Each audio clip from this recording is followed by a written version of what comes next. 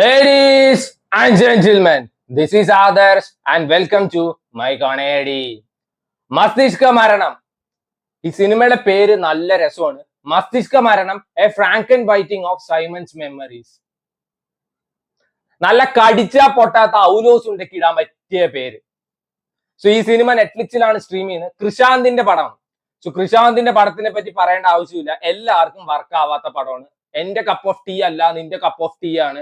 എന്റെ കുപ്പിയിലെ വെള്ളം അല്ല, നിന്റെ കുപ്പിയിലെ വെള്ളമാണ്. അങ്ങനെയൊക്കെ പറയാൻ പറ്റുന്ന പടം. ചിലവർക്ക് ഇത് ഭയങ്കര അവതാരമായി തോന്നും, ചിലർക്ക് അപരാധമായി തോന്നും. ഈ സിനിമയ്ക്ക് ഇടാൻ പറ്റിയ പേര് ഇതൊന്നും അല്ല, മസ്തിഷ്ക അപരാധം. ഒരു നക്കിയ പടം. സീരിയസ്ലി ഒരു നക്കിയ പടമായിട്ടാണ് എനിക്ക് തോന്നിയത്.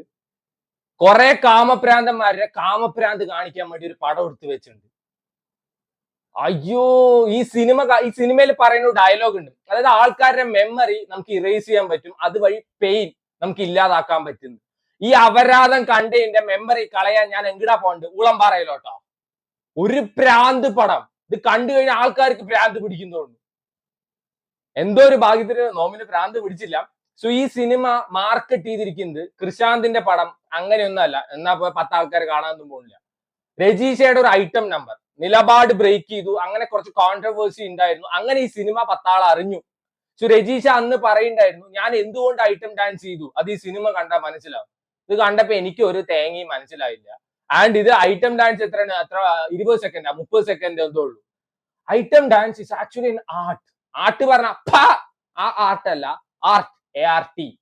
നമ്മുടെ പുഷ്പയില് സമന്ത ചെയ്തപ്പോ എന്തിനാ അങ്ങോട്ട് പോണു മലയാളത്തില് കോക്ക്, അശ്വന്ത് കോക്ക് അല്ല, കിങ് ഓഫ് കൊത്ത. അതില് ഋതിക സിംഗിന്റെ ഒരു പെർഫോമൻസ് ഉണ്ട്. Jakes Bijoy music, she just Slade. And ഇത് നാടോടി നൃത്തം. സോ ഒരിക്കലും രജീഷ നിലപാട് ബ്രേക്ക് ചെയ്തിട്ടില്ല. പറഞ്ഞാൽ ഞാൻ സമ്മതിക്കില്ലടാ. എന്ത് നിലപാടാ രജീഷ ബ്രേക്ക് ചെയ്തിരിക്കുന്നത്? രജീഷ എവിടെയാണ് ഐറ്റം ഡാൻസ് കളിച്ചിരിക്കുന്നത്? രജീഷ കളിച്ചത് നാടോടി നൃത്തം. ഇതിനൊക്കെ ഐറ്റം ഡാൻസ് പറഞ്ഞ കണ്ണ് ഞാൻ കുത്തിപ്പൊട്ടിക്കും.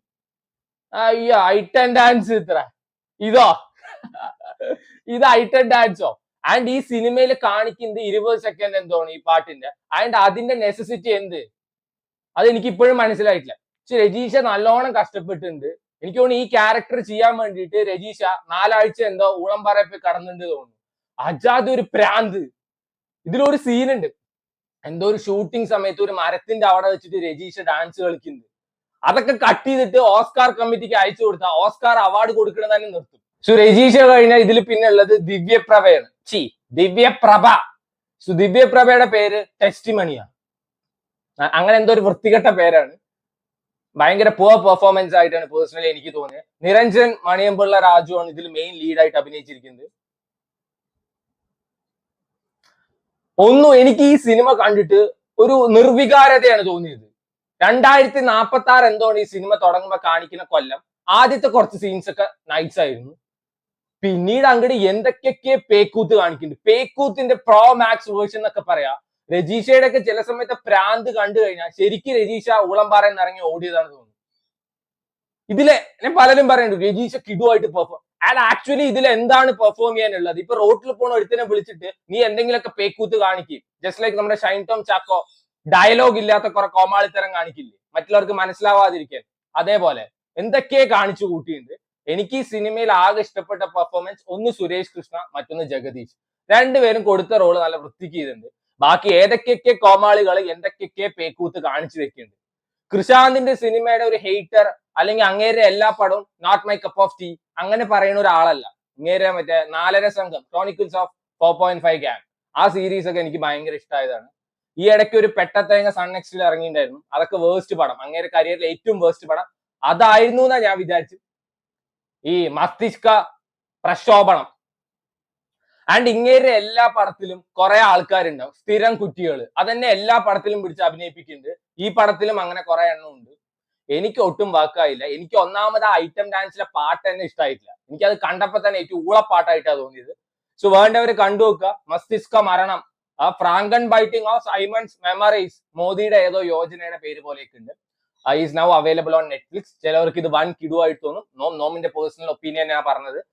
ചിലവർ എന്നോട് പറയാറുണ്ട് I am getting A little bit more disrespectful. Respect പറയുന്ന സാധനം ഏൺ ചെയ്യണം, അല്ലാതെ റോട്ടിൽ കൂടെ പോണവനെയും വഴി കൂടെ പോണവനെയും റെസ്പെക്ട് ചെയ്യാൻ പറ്റില്ല, റെസ്പെക്ട് ചെയ്യൂല. സിനിമാക്കാർക്ക് സിനിമയിൽ ഏത് അപരാധത്തിൽ അഭിനയിച്ചാലും പൈസ പ്രൊഡ്യൂസറിന് പോകുന്നേ ഉള്ളൂ. ഇപ്പൊ OTT ഉള്ളതുകൊണ്ട് അവർക്കും പൈസ കിട്ടും.